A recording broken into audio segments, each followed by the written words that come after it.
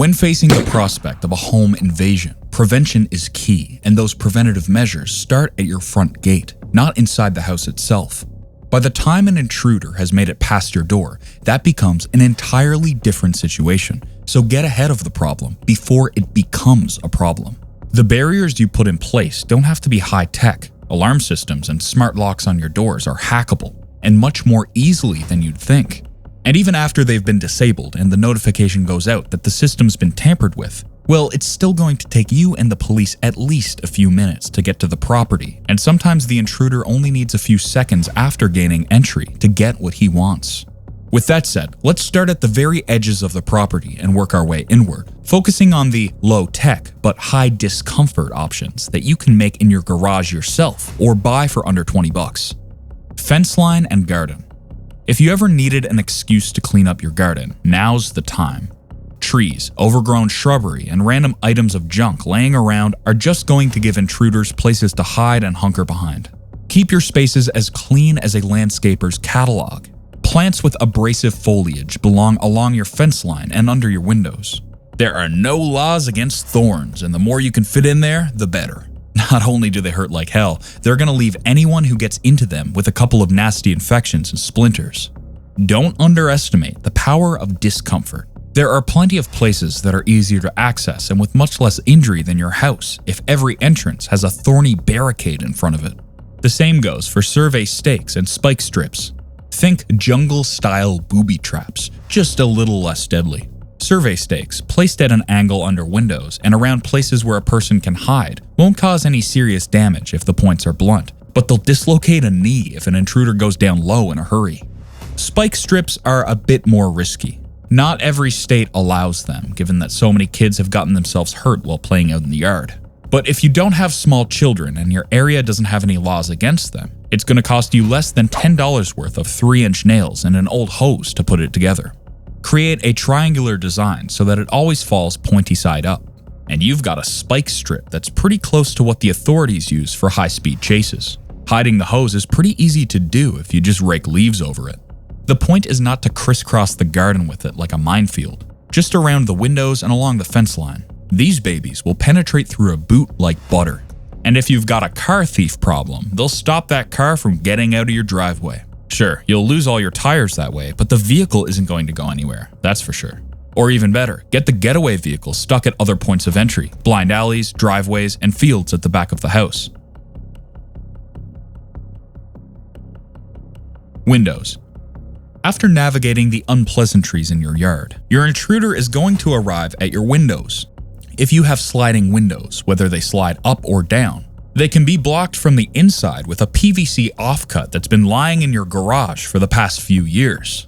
So even if they do manage to jimmy the clasp, good luck trying to get it open. So what if a person just takes a brick and smashes the window in then? Well, laminated windows work great. The plastic film keeps the shattered glass intact, but not so much that the guy won't shred his hands trying to pry it away. Laminated windows can get expensive though, so opt for the clear film adhesives that you can get on Amazon for $15 a pack. It's not as strong as the manufactured stuff, but it'll get the job done. Doors. Since the yard and the windows gave this fellow so many headaches, he's going to go for the door. Kicking a door in isn't as hard as you'd think. Your 13-year-old can do it if they know where to strike. That's an easy fix. Just get a lever lock system or a heavy-duty deadbolt. Both are very secure against a heavy boot, and they aren't easy to pick open. But the real weak point lies in the hinges, not the lock. Standard hinges can be disassembled in seconds if the guy knows what he's doing. For under $10, get deck screw hinges or strike plates. Both are inexpensive, easy to install, and no one gets through them without an explosive device. Inside. But let's say you have a ninja on your hands, and this guy sidestepped the yard, or he managed to shimmy through the bathroom window that you forgot to close. Well, what to do inside the home is a video for another day. While you wait for that to upload, get a dog. And we're not talking about a German Shepherd or a pit bull. No, get yourself a yappy lapdog. Thieves actively avoid homes with small dogs because of the hell those tiny balls of terror can call up. We actively train bigger dogs to be gentle for fear that they might bite someone, and if a stranger is patient enough, they can buy the trust of a dog with treats in just a few days. But not the demon Chihuahua. The smaller the dog, the more distrusting they are of strangers. They bark way more, and they'll give you the most time to react when someone is approaching your house.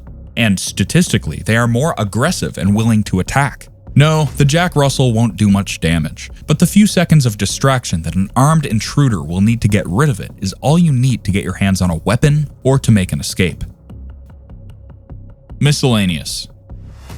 Motion sensor floodlights, solar perimeter alarms, and full-on security camera systems are expensive. But how about a handful of door and window alarms? They're cheap, they don't require a professional to install, and they're virtually impossible to disable from the outside. Installing a heavy security door at the hallway that leads to your bedrooms where you're sleeping won't keep your TV safe, but it'll keep your kids protected. Dollar store mousetraps placed on windowsills and in doorways could cost broken fingers and toes, even if they're wearing shoes and gloves. Most burglaries are opportunistic, and the guys who have been doing this for a while usually remove their shoes. It keeps noise down, and shoes are more easily traceable to an individual than footprints are in court. At best, heavy work boots will protect their feet from the trap, but you'll definitely hear a trap snap shut when your house is quiet. And since we're on the subject of opportunistic break-ins, almost all break-ins happen during the late morning when everyone's at work and the kids are at school, or between 2 and 4 in the morning, when you sleep at your deepest. And almost every time it's because you left a window or door unlocked by accident. Intruders test every door and every window until they get lucky. Don't allow forgetfulness or complacency to be the reason that your home gets penetrated. Make your safeguards as much a part of your nightly routine as brushing your teeth before bed would be. At the end of the day, the best tools at your disposal is preventing the perpetrator from getting inside in the first place. And none of them have to be expensive or tech-savvy to do the job for you. It's all about creating so many obstacles that it becomes easier to just go look for another house than continue to waste time trying to get into your fortress. Discomfort and a few stinging thorns is going to be enough to deter even the best criminals. Throw in a noisy pint-sized dash hound and foolproof entryways, and hopefully you won't need to utilize the plan you have in store for the event that someone does gain entry. Before you go, like and subscribe so you don't miss the next upload. Until next time, this is Threat to Survival. Prepare today, thrive tomorrow. Embrace the threat to survival.